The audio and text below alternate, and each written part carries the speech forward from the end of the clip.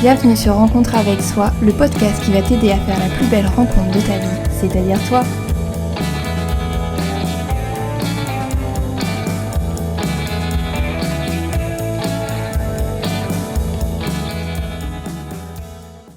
Bonjour à toutes et peut-être à tous, j'espère que vous allez bien.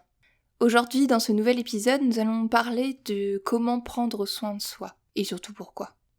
Pourquoi il est important de prendre soin de soi avant de prendre soin des autres.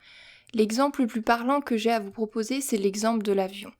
Lorsque nous sommes dans un avion, nous avons des consignes de sécurité et l'une d'elles, c'est lorsqu'il y a une dépressurisation de l'appareil, on nous indique que les masques vont tomber devant nous.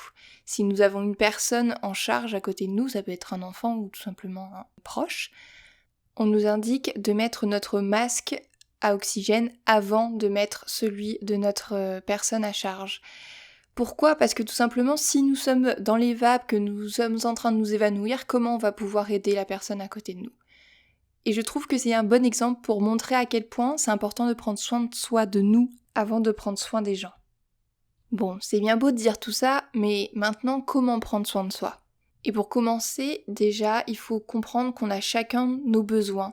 La définition de prendre soin de soi n'est pas la même pour tout le monde. On a tous une histoire, on a tous peut-être des familles, un entourage, ou au contraire, nous sommes peut-être seuls. On n'a pas toute la même vie, on est tous uniques, donc c'est important aussi de prendre en compte tout ce qui nous entoure et ce qui fait que nous sommes nous. Donc je vais vous donner quelques exemples pour vous aider à prendre soin de vous. Bien entendu, il y aura des propositions qui ne vous correspondront pas et c'est bien normal. On va commencer, on va dire par la base. Il est important de prendre minimum 1 heure par jour rien que pour vous. Rien que pour prendre soin de vous. Alors durant ces 1 heure, vous pouvez effectuer des exercices de respiration par exemple, ou alors de relaxation ou de méditation.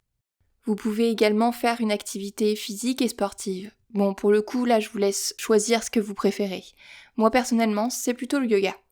Vous pouvez faire aussi une activité créative, par exemple comme peindre, écrire, dessiner, sculpter, bref, quelque chose qui vous fait plaisir. Puis il y a aussi le fait de sortir seul pour prendre l'air, ou alors peut-être même accompagné de personnes qui vous font du bien. Et il y a aussi les moments que je vais appeler non productifs, comme par exemple tout simplement faire une bonne sieste. Et il y a les soins dits physiques, comme par exemple les massages qu'on peut se faire soi-même ou par un professionnel. Bref, prendre soin de son enveloppe corporelle. Mais il y a aussi les soins énergétiques, justement pour pouvoir prendre soin de notre énergie.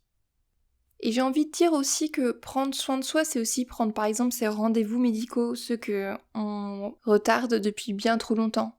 Les rendez-vous par exemple chez le gynéco, ou même un rendez-vous par exemple chez un professionnel, un psychologue ou un thérapeute pour pouvoir vous aider justement à avancer dans votre vie. Parce que prendre soin de vous, c'est prendre soin de votre physique et de votre psychique. Parce que se faire passer avant les autres, ce n'est pas du tout quelque chose d'égoïste, bien au contraire.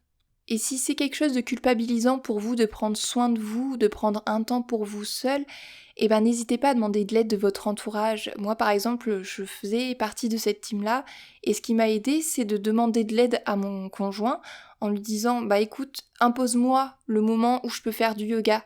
Quand je te parle d'un film que je voudrais aller voir au cinéma, dis-moi que c'est bon, tu peux y aller.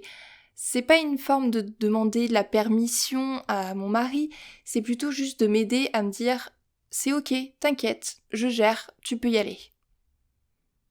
Bon, bien entendu, la charge mentale n'aide pas à cette chose-là et à cette prise de décision-là.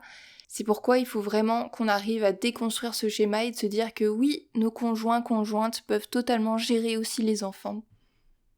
Et si même en demandant de l'aide de votre entourage, vous n'y arrivez pas, je pense qu'il est temps peut-être de se poser la question de peut-être prendre rendez-vous chez un thérapeute pour vous aider. Et si vous vivez avec d'autres personnes, que ce soit votre famille, votre entourage ou des amis, surtout il est important de prendre du temps pour vous retrouver avec vous-même. Ça vous aidera à mieux vous connaître et aussi à mieux accueillir et gérer vos émotions. En tout cas, prenez soin de vous avant de vous occuper des autres. Bon, je n'allais pas partir sans vous partager une petite séance de relaxation afin de prendre soin de vous. Vous la retrouverez dans la description de ce podcast. J'espère qu'il vous fera du bien et vous détendra pour un petit moment. C'est une séance de relaxation assez courte, donc ne vous donnez pas comme excuse le fait que vous n'avez pas le temps de la faire. Et en parlant de l'excuse de ne pas avoir le temps, si vous considérez que vous n'avez pas le temps de prendre 1 heure entière pour vous dans votre journée, vous pouvez casser cette heure en plusieurs minutes, par exemple 10 minutes par-ci, 5 minutes par-là, pour faire ci, pour faire ça. C'est quand même déjà très bien. Et si encore vous n'arrivez pas à trouver ces petites minutes dans votre journée, eh bien alors prenez-vous un gros temps, par exemple le week-end ou lorsque vous êtes en repos, pour prendre soin de vous. C'est vraiment très important, j'espère que vous l'aurez compris après avoir écouté cet épisode. En tout cas, n'hésitez pas à venir partager ce que vous faites pour prendre soin de vous sur Instagram ou Facebook.